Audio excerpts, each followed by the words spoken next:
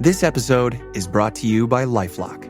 When you visit the doctor, you probably hand over your insurance, your ID, and contact details. It's just one of the many places that has your personal info.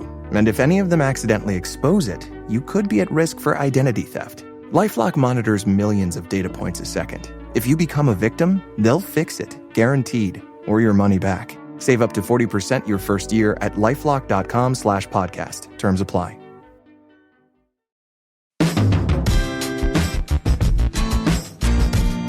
Hello, everybody. This is Tony Ruggiero here. Thanks for tuning in, downloading, and listening to The Tour Coach. We're rolling through another crazy summer right now, another crazy season. There's lots of golf, lots of guys playing, lots of camps, lots of retreats, lots of travel. You know what that means? It means lots of great content coming to you. So thank you, whether you're a golf instructor, like so many folks that reach out and listen to this podcast, or you're an aspiring golfer, somebody just loves learning about the game, loves learning about how to get better. Thanks for taking the time to listen to The Tour Coach, because we've got lots of great content coming for you, okay? And if you like The Tour Coach, you're going to love Pro Work on YouTube. I want to remind all of you, if you haven't seen it, go to Bushnell Golf on YouTube or go to @TheDewSweeper on my YouTube channel and listen to, watch Inside the Ropes, behind the scenes with myself, Colby Touye, Mark Hackett, and a host of others. And you'll see what it's like to be a player of all different abilities, and watch how our team approach goes behind the scenes, inside the ropes, to find out exactly what the magic that your golf swing needs to pick up 10, 15, 20 yards or lower your handicap or get all the way out onto the PGA Tour. It's all there for you on Pro Work, just like it is here on The Tour Coach. So thanks for listening. We've got some great content coming. We've got some great discussions, some great roundtables, and some great guests coming your way this summer and this season here on The Tour Coach. And I couldn't do this Tour Coach without the following sponsors. They've been loyal to me. I'm loyal to them. I think it's one of the missing things in instruction and in our world, people that stick together, and I think that's why we've all had so much success. I've got to thank the folks at Bushnell Golf for their support and their sponsorship of this show, my teaching, as well as the Pro Work series. Vineyard Vines and the folks there, unbelievable. They keep all the dew sweepers looking good, myself as good as you can, and all of the folks at our retreats, and especially Shrixon and Cleveland Golf, Chip Holcomb, Eddie Dry, and all of the folks there. I mean, we couldn't do it without it. It's over 20 years I've been with Shrixon Cleveland Golf. I'm not going anywhere without that. Mason Prang and the folks over there in California take such good care of us. They've got the best product that you can find anywhere. So special thanks to Shrixon Cleveland Golf. And then finally, my good friend Mitch McConnell and the folks at McConnell Automotive, Buick GMC here in Mobile, and Buick GMC for sponsoring the radio and everything that we've been going on for all of these years. So we've got great sponsors. We've got great partners. And we're going to give you great content that's going to help all of you play better, enjoy the game better, or understand how to teach it and communicate it better. Sit back, get yourself a beverage, and enjoy The Tour Coach. And then when you get a chance, go check out Pro Work on my YouTube. You'll be glad you did. All right, sitting in here with me now on The Tour Coach. First of all, glad that he's back, and glad that he's just back. Terrible wreck last year. Man, I was following it on social media. But one of the really good guys out that you meet teaching and traveling on the PGA Tour, and one of my favorite people to sit and talk to, Adam Schriber. Shribes, man, first of all, so glad you're able to sit here and chat with me. And, man, that was scary stuff there. Yeah, it was an awful experience, and I'm trying to figure out what good's going to come out of this one. It seems like I've had a slew of injuries, none as bad as this one, but most of them, oddly enough, has helped me with my coaching. I understand that, and having to do rehab on shoulders or wrists or thumbs or, hips, and, to understand how we're put together and really get a better knowledge of how we work. And this one, my spine being crushed and my pelvis being shattered, I don't really know where this one's going, but hopefully there's a silver lining coming through someday. Well, there's got to be a silver lining, and we're still going to get you down here to South Florida and to Old Palm to hang out with us sometime and have some fun, because it'd be great to hang out and see you and teach with you for a couple days. Oh, I absolutely look forward to that. You and Mark, it's no better crew. So let's look. the world of golf, since we've talked, has gone upside down, and it's crazy. Obviously, we could talk about that for hours, I'm sure. But the schedule and all of that stuff, and you've got. So we came to the end of a year here the other day, and I follow you and your guys on social media. You guys did great, but it's like such a quick dang turnaround. How do you handle? I'm curious about. How do you deal with guys coming towards the end of the year and you're having to push them to reach certain levels to either keep their card or get inside the top 70 and then, heck, I mean, it's like you turn around and we're 2 weeks later where everybody's going back to the West Coast. How do you deal with that and how do you approach it with your players? Well, I don't know. I mean, it's challenging. It's a moving target right now, so I'm not even sure I fully understand it. But one of the motivating forces that I've been selling hard is as I understand it, there's at least one way into these elevated, and I think there's two ways if I'm understanding it correctly, into these elevated events in the fall, and that motivates the guys because they all like money and they all know that that's their way to being a rock star.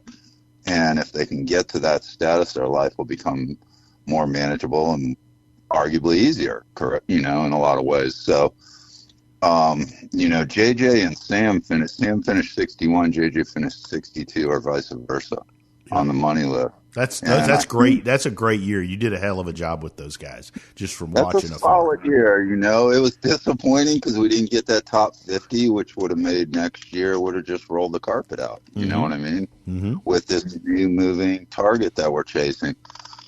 So, but one of the ways I understand getting in the elevated is if you're 51 to 60. Right. And with them being 61 and 62, you don't have to light a big fire under them. Mm-hmm. It's right there for the taking. They just got to move up a spot. Right. And they're there. So, and then the other way I understand is if the top 10 money earners or point earners, whatever, out of this fall series will also get the elevated. So I think that's how the field gets filled out from 50 to, say, 75. It's what it appears to be, right? For sure. Give them a few sponsors exemptions, and away we go. It's going to be interesting to see. And I like what you said because I think that, like, every player you can look at and say, hey, I mean, every one of them is going to say, well, heck, I should have been 3 spots or 5 spots higher, or 8 spots higher. And so obviously it's a good motivating factor for those guys. It'll be interesting to see how it plays out with the top players, like how much are they really going to be involved or do anything for any of the events in the fall.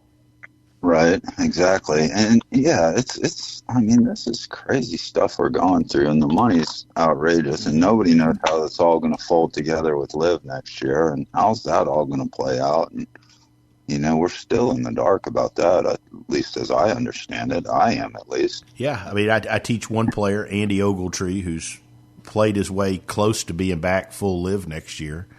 And, when you talk to those guys and you sit on that side, I mean, I don't know anything anybody doesn't know, but it certainly doesn't appear like that is going away next year. It certainly seems like everybody's going to operate separately, at least through 24.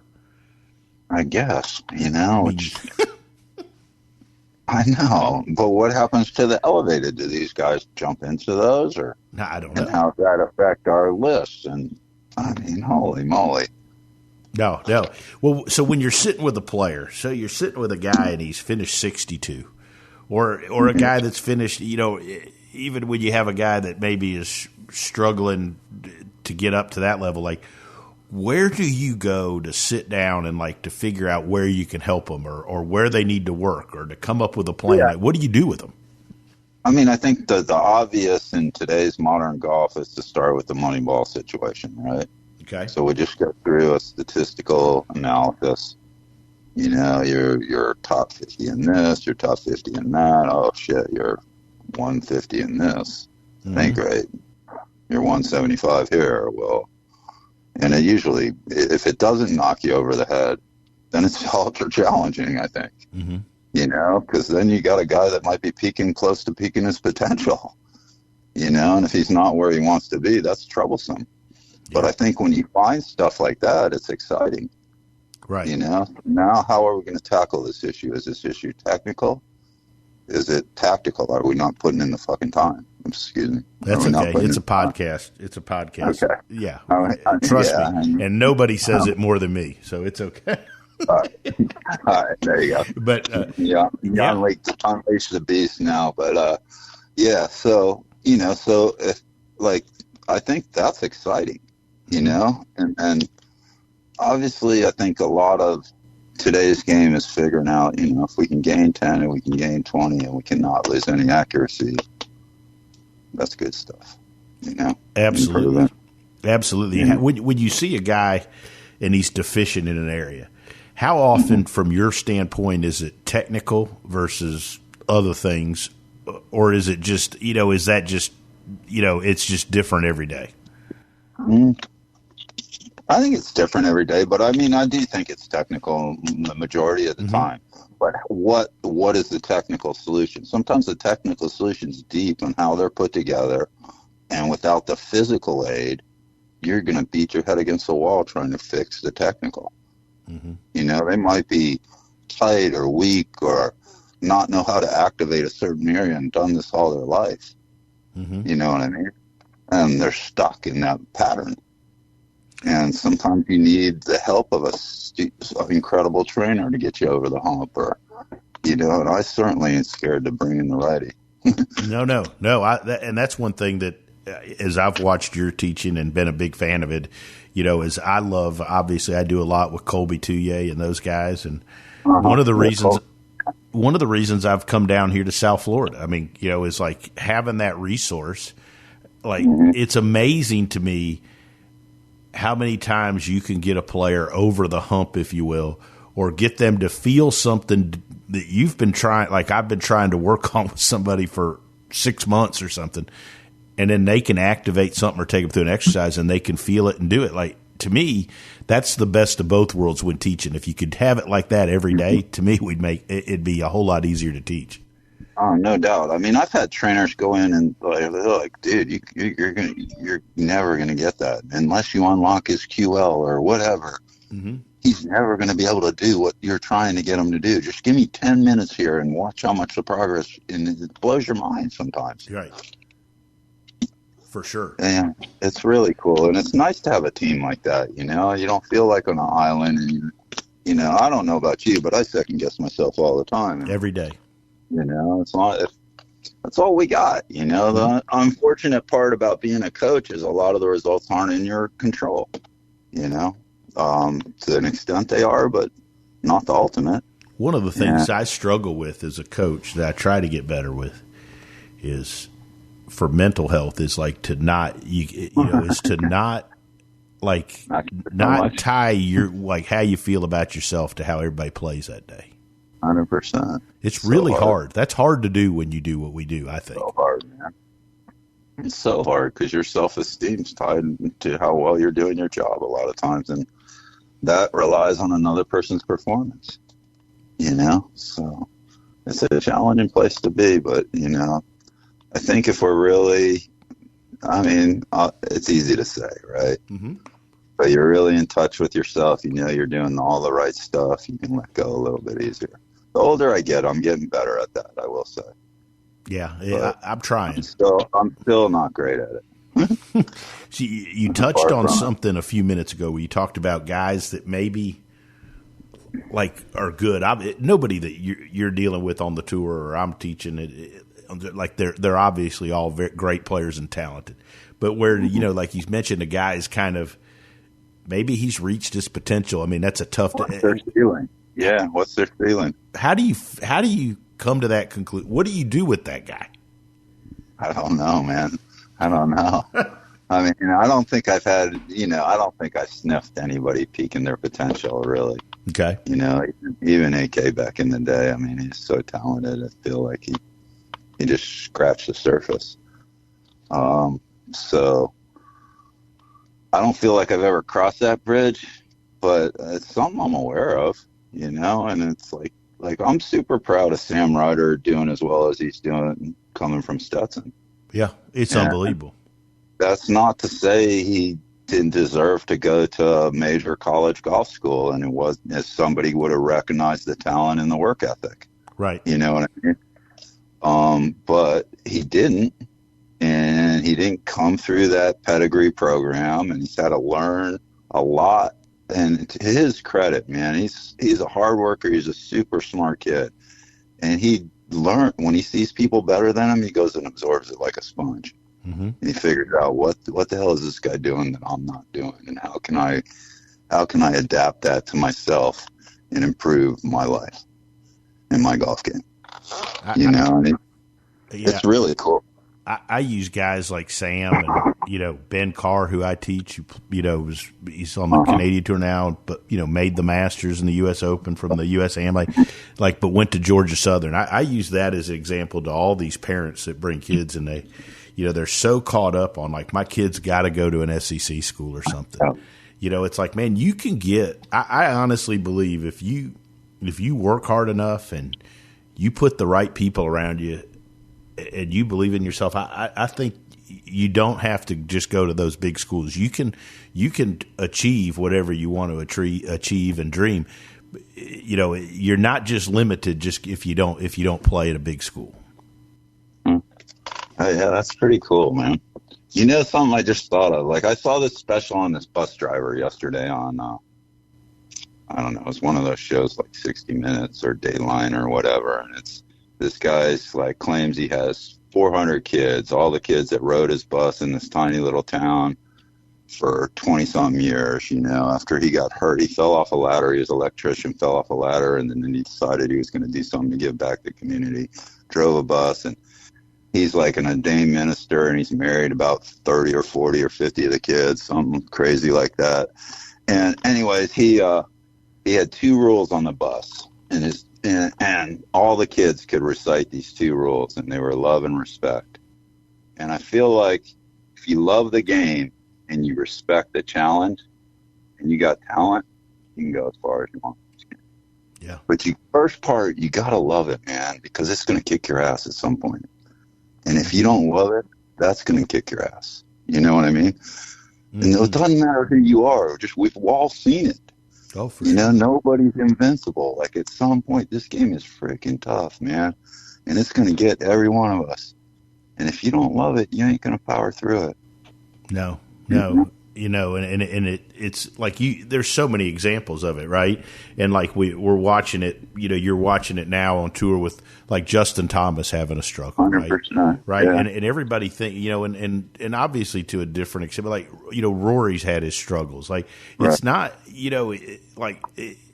struggling isn't exclusive to just people that, it doesn't just exclude the top 10 players in the world or whatever. Everybody's going to have one of those at some time. I mean, Tiger's had it.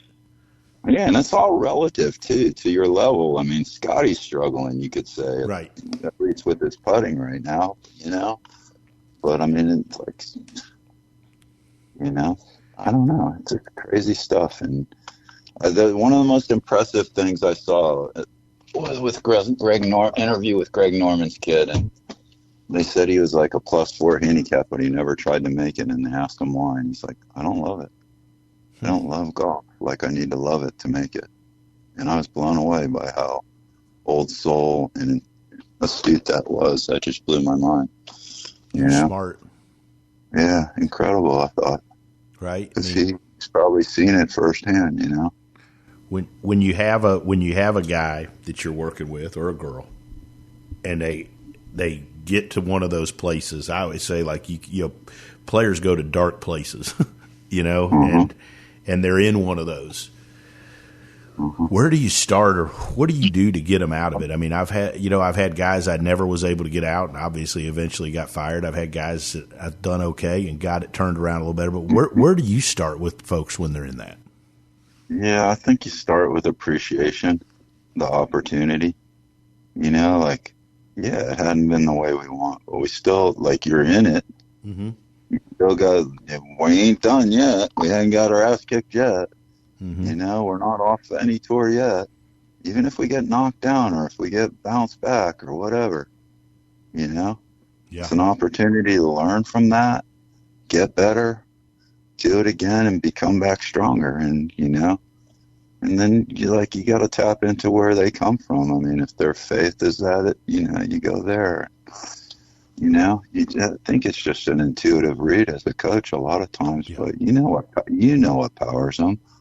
I got a good feel of what powers my guys and motivates them. And I'm gonna try and light that fire, or spark it again at least. That's the part that I think we get these young teachers, and fortunate to have young teachers look up to us and ask advice, and they ask these questions similar, I guess, to what I just asked you, and you're like, a lot of that stuff's just the art of teaching. I mean, it isn't something a quad or a track man can tell you. Sam missed 3 or 4 in a row this year, all by like a shot. Mm-hmm. He was really down on himself and just pissed that he couldn't put it together. And I'm like, I didn't even think he was that dark, but I don't even know why it happened. But I was like, dude, you remember when you made $53,000 on the Canadian tour, and you said thought you'd never see that much money in golf? That's pretty much all I had to say, dude. You know what I mean? Mm-hmm. I didn't even have to go through, and then he took me through the rest of the journey. Yeah. He's like, yeah, and the next year I got 1 start on the web and finished second and opened all the doors for myself. And you could see him just start to go, fuck yeah. Yeah. Right. Yeah. That's what it takes. And then it's yeah. But sometimes it's just instinct, isn't it? Right. I think for sure. And sometimes, I've said a lot of things wrong at times, but when things have worked out, I don't even know how I got to say what I said. It just happened, Yeah. Yeah. 100%. But when I went. Go ahead. No, go ahead. Candy Kung, this little girl who I coached since she was 14, right? Mm-hmm. She's playing on the LPGA, and I'm going through my divorce. And she's missed her first cut ever the week before. And I meet her in Vegas. And I haven't seen her in 7 weeks because I'm at the height of all the shit. And she gets on the range, and I'm like, oh, my God, it's this bad. And I was like, I never seen her swing that bad. It was awful. And she's like, she had the whole posse there. I mean, there must have been 10 people there. And they're like, what do you think? I was like, you know what? I think this is going to be easy. Just threw the bullshit at them. I was like, I'm going to go up to my room. I'm going to just compare these swings to some old video. I want to come up with something really simple and easy that's doable. That doesn't make this seem any more complicated than it needs to, because we got a golf tournament to win this week. And I said, I'll see you guys back here in an hour and a half. And away I went. And I went up to my room, and I didn't even look at a video. I sat there and meditated the whole time because I was spinning, man. And I'm like, how the fuck am I going to get through this? And all of a sudden, in my head, I'm like, I had an alarm set. My alarm goes off, and then at the same time the alarm goes off, preset drill goes off in my head. Just do the preset with her. She's always fucking resonated to that. So I go out there. I was like, this is going to put it all back together. And I didn't believe a word I was saying, dude. And I didn't even know why I was doing it, though, Tom. That's just the weirdest part. But something in me made me do it. And at some point, and I still knew that it was right to a certain extent. Yeah. Uh-huh. And I'm like, all right, we just got to get the club right here on your toe line. You got to feel this line, because she had it coming. I mean, she was hitting shanks. She had it come so far from underneath, And I'm like, God, do I make her feel like she swarps over the top of it? Like, what do I do here? Right. And I'm like, you just got to get your instincts back, because this chick swung it dead on plane. Like, it was up and down the track and just hit it straight as you can point. The thing barely curved, and I was like, all right, so right here, we just got to get your old feels back, and we just grind it for a while. Well, she won by 6 because she made quad on the last hole, or she would have won by 10. Oh, my gosh. Yeah, it was a joke. Crazy. She got so nervous coming in. She actually hit a shank on the last hole. and fucking, reverted back and pitched out a wedge and, made triple or quad the last day or something and still won by a bazillion. It was hilarious. But I agree. Like that's your instincts. Like I think so weird. And I know that whenever I'm in that situation, and we all get there where it's spiraling. The player's spinning and spiraling, you're spinning and spiraling, and it's like, to me, the thing is you've just always got to slow everything down. Like I loved what you said there about going to your room. Like, everybody throwing an idea at them, which happens with the whole entourage around, isn't the answer. You've got to slow. To me, you got to slow it down, and like what you did is magic. Like it's. Dude, it was all bad. Like her shoulders were left, her feet were right. She had the ball too far back. Like it was gnarly. Like I was like, where do I even fucking start right now? Posture was heinous, and I'm like, and then as she started like finding a line, I could like tweak stuff. I'm like, all right, now get your spine strong. Like get your legs strong. Like feel your feet again. Stupid shit that I could add in little feels and not make it seem overwhelming.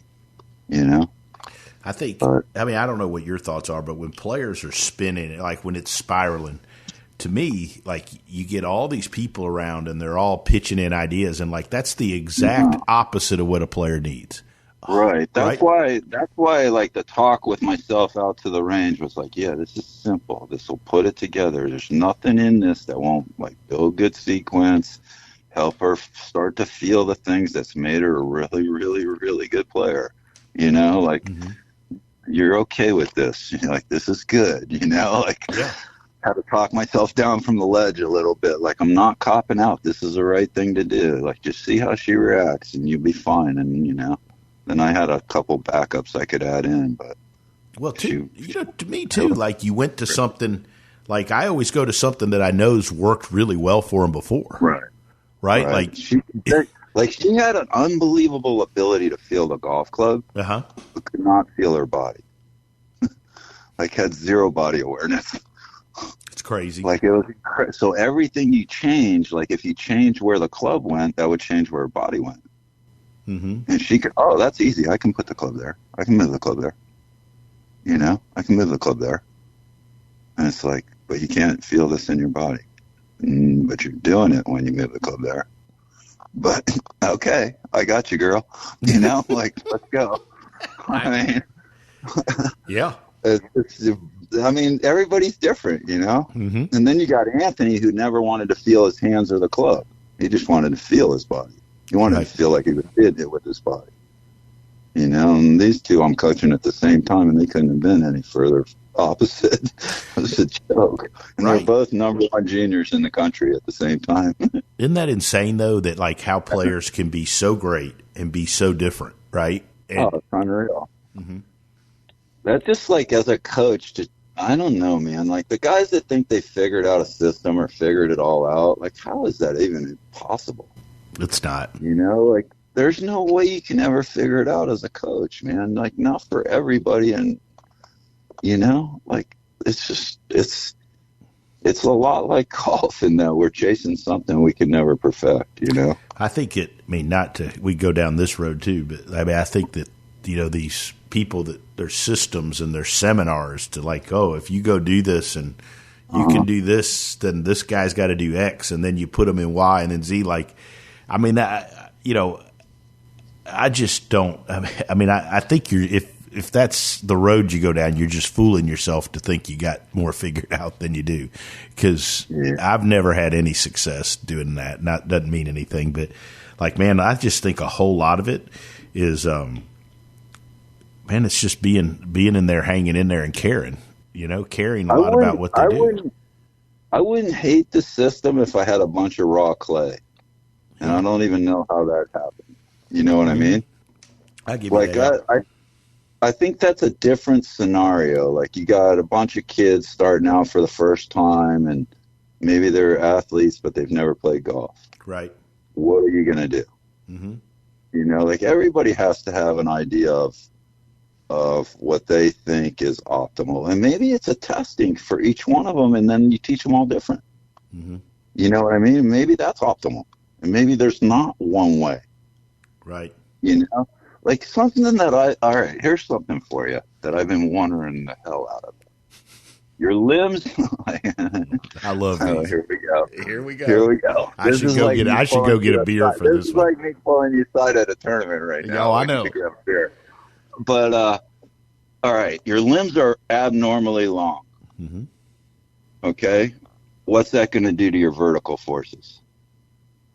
Should they be higher or lower than, say, somebody that's short, stocky, panda bear like?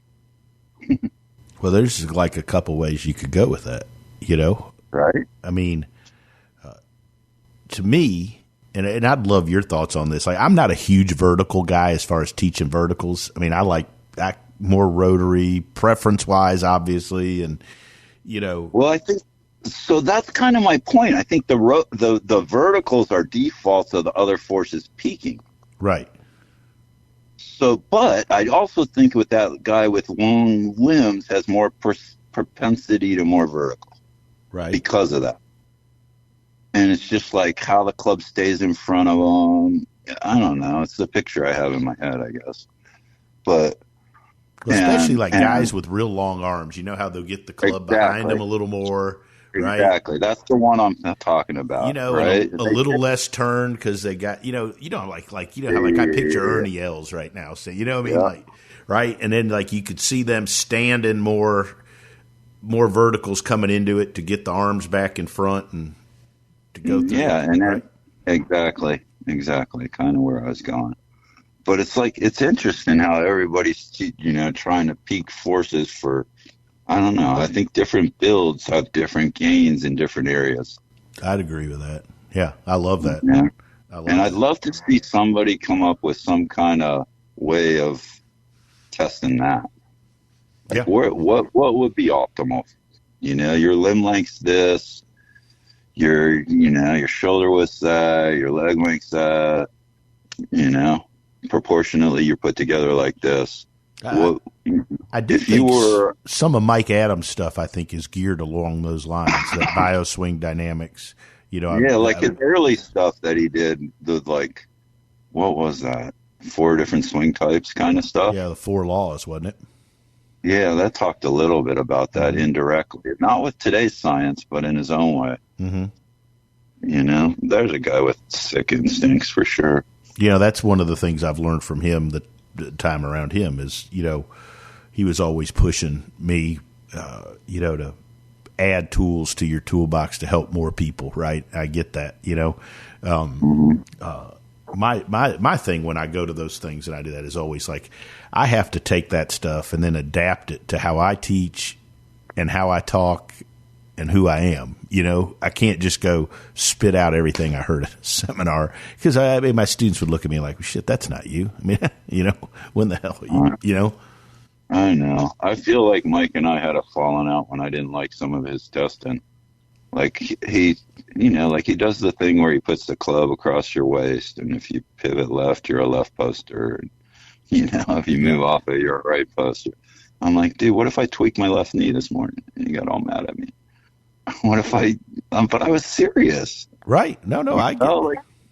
Like, what if I did something that just said I didn't want to fucking load my right ass right now? Like I just got out of the gym and I killed myself in a workout and I didn't want to go there, or I don't know. There's a lot of answers other than that's my ultimate, like that test doesn't do it for me. I want to see something more science-based, I guess. Well, no, and I love Mike and I love Mike. Yeah, absolutely. Yeah. Genius, so, right? But yeah, I've always said best instincts, some of the best instincts you could have. And look, I've always said this. I want your opinion on this. Will be my last question. Like when it comes to like the front post and stuff, I've always said like golf's rotary. Like you wouldn't throw a ball leaning on your front leg, right? Like so, if a guy comes to you, and just because maybe like you think it'd be easier, like I always feel like my job is to coach and develop. If they, and that's where I bring in the physical stuff. Like, well, let's maybe. Right now, he's a little better on the front post, but why can't we teach him and coach him to turn behind it, use the ground a little, and push off? I also think that guys that are naturally 2 directions at once get misconfused as front posters. Okay. Because they're changing over so quickly. If that makes sense. Yeah, it does. It does. Absolutely. And I see that one a lot, man.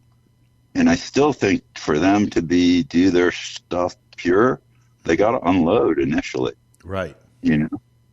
And, you know, I think that's a lot of misinterpretation of Hogan, in my opinion, too. Yeah. You know, like a lot of guys think he stayed over there, and not what I see. Yeah, I agree with you on that. Man, you're the best. Man, thanks for taking time. I know you're busy this time of year. Man, I hope I get out. Yes, you did. We got to get out there. Got to get out there and have some dinner and hang out some more. And please take a look at you. Let's find a way to get to teach together. I always appreciate your opinion and think the world of you, and would love to do some more teaching together. Sounds great, man. I can't wait. I look forward to it. All right, buddy. Take care of yourself, and we'll see you soon. You too, Tom. I hope you enjoyed this edition of The Tour Coach and this conversation that we brought to you about playing, learning, and teaching the game of golf. We'll be back next week with another edition of The Tour Coach. In between now and next week, make sure you follow us on our social channels. You can always find me at The Dew Sweeper on Instagram, or go to our YouTube page where you'll see a scene and a video from my teachings daily on our YouTube channel. You can find that by looking up Tony Ruggiero and the Dew Sweepers on YouTube. Until then, make sure you follow and check out Everything Tour Coach and all our sponsors, Srixon Cleveland Golf, Bushnell, Vineyard Vines, and Buick GMC. I'll be back next week to help all of us appreciate, learn, and enjoy the game of golf.